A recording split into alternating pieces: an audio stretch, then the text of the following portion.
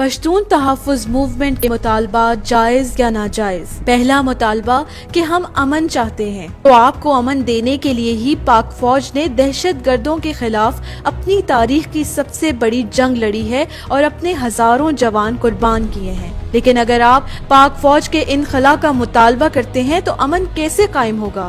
دوسرا مطالبہ کہ پاک فوج 32,000 مسنگ پرسنز واپس کرے۔ تو یہ مطالبہ نہیں، الزام ہے، یا آپ اس کو کہیں سے ثابت کر دیں۔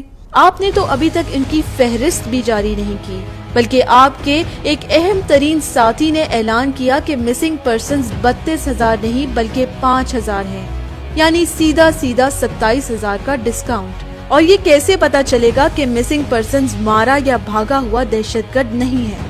تیسرا مطالبہ کہ چیک پوسٹوں پر رویہ درست کیا جائے۔ تو جا کر پوچھئے، فاٹا کی اکثر عوام اور پشتونوں کی اکثریت چیک پوسٹوں پر پاک فوج کے رویے کو بہترین قرار دیتی ہے۔ چوتھا مطالبہ کہ بارودی سرنگیں صاف کی جائیں جو پاک فوج نے خود بچھائی ہیں۔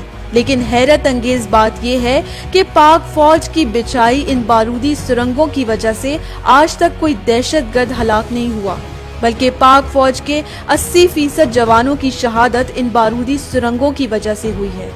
پانچواں مطالبہ کہ عوام کو پہنچنے والے نقصان کا ازالہ کیا جائے۔ گھروں میں قبائلیوں کے چھپائے دہشت گردوں کے خلاف جنگ ہوگی تو آبادیوں کو نقصان پہنچے گا، لیکن اس کے باوجود جو ازالہ سول حکومت کی ذمہ داری ہوتا ہے وہ پاک فوج نے اپنے بلبوتے پر وزیرستان میں تعمیر نو کر کے کیا۔